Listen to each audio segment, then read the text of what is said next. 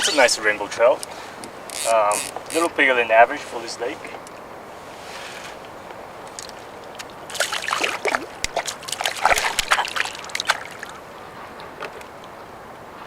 Beautiful little rainbow trout. Native to this lake, not planted. There you go. Today we're fishing at Alta Lake in Whistler, which is 2 hours north of Vancouver. Now, Whistler is more known for its skiing in the wintertime and mountain biking during the summer months. But it actually has a fair amount of good fishing between spring and autumn. Besides dry fly fishing in some of the smaller creeks, there's actually several lakes around Whistler village that you can visit, and it has pretty good fishing for both rainbow trout and cutthroat trout. Most of these lakes are catch and release only, which means the quality of the fishery is much better than some of the put and take fishery you find around urban Vancouver.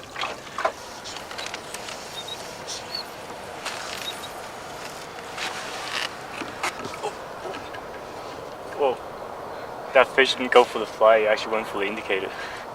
It's very ambitious. Oh, I had a bite there for 1 second. This one. Oh, missed it. Oh, sleeping on the wheel. This fish. Another little guy. Oh, sardines. Oh, acrobatic. Very tiny little rainbow trout. Very feisty though.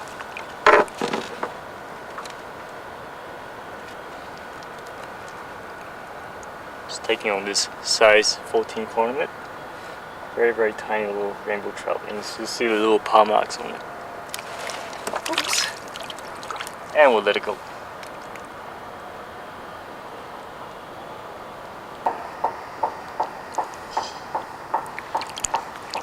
Whew. Oh, it's getting really hot now. I think this fleece has to come off. So that's about the third or fourth fish I've gotten so far in the last half an hour. But every single fish except one has been 6 to 18 inches long, and that's fairly typical for this lake. There are lots of rainbows that are native in this lake, but they don't grow very big just because due to the amount of the lack of food available in the coastal lakes in BC. Well, that feels a little bigger. Not a sardine anymore, but still not super big, but decent for this lake. Rainbow trout. I feel it kind of kicking around. Oh, came off. That might have been a cutthroat actually. It didn't jump that very much, but we'll never know.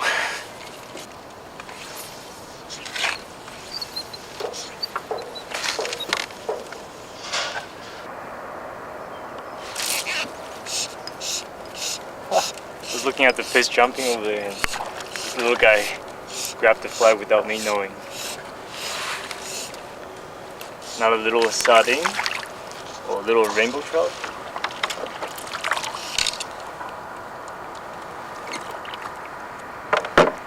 Yeah, I guess they love that small pattern. Oh, easy release. I think I need to switch to a bigger pattern because most of the fish we've gotten are fairly small, and perhaps that's due to the size 14 fly I'm using. Maybe a larger leech pattern. Something bigger presentation maybe will attract bigger fish. Let's go for something like that. Yeah. Maybe like a brown olive pattern. I think this is a size 10.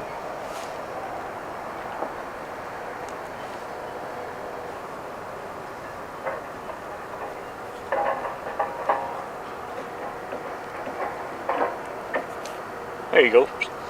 So just in case you're wondering what I'm using today, I'm just using your typical floating line with maybe a 10-foot long leader, and that leader I thread onto a strike indicator, and at the end of the leader what I do is I tie onto the swivel, and that not only it acts as a line connection, it's also a weight as well that you can bring the fly down. If you're using a fly that's fairly light, you want to bring down to the depth where the fish are, so that swivel can be used as a weight instead of using split shots, which are not as environmental friendly.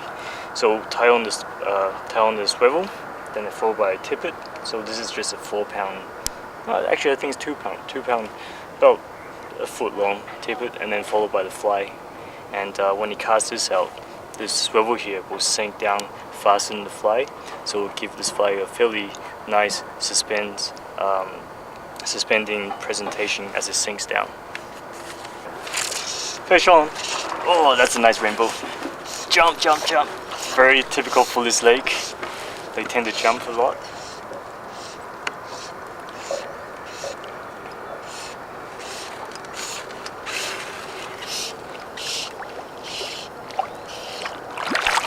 Not a bad looking fish. Well, actually, that's a cutthroat. Huh. Normally you don't see cutthroat jumping too much. Not a bad looking cutthroat. Let me grab a net just so it's easier to handle this fish. There we go. Now that's not a bad fish, but in this lake, cutthroat trout actually get much bigger than this. We've caught fish up to 20 inches in length. There it is. So that's a coastal cutthroat trout. You can identify it by looking for the orange slit down on the bottom of the gill plate, and also very spotty compared to rainbow trout.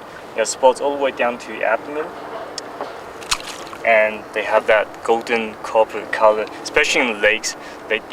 Probably because of the lake substrate, the bottom substrate, you tend to get that golden copper brownish color throughout the whole body. Seems like a pretty good fish. Oh, can't tell what it is. I think it's a cutthroat, but not entirely sure.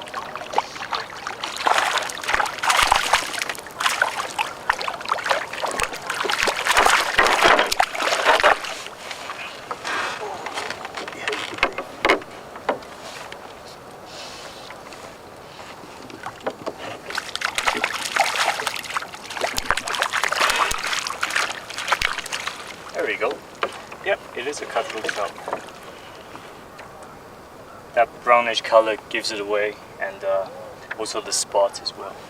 It's kind of funny, that fish just grabbed the fly just after I cast it out, and having to start retrieving it, and it was just suspending there for a little bit, and by the time when I tightened the line, the fish was already on.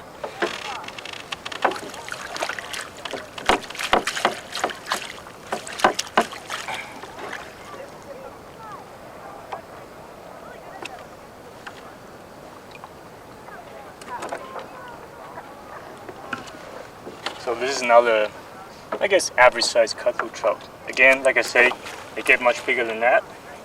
This one's only about maybe just over 1 pound, I would say. But still a lovely looking fish.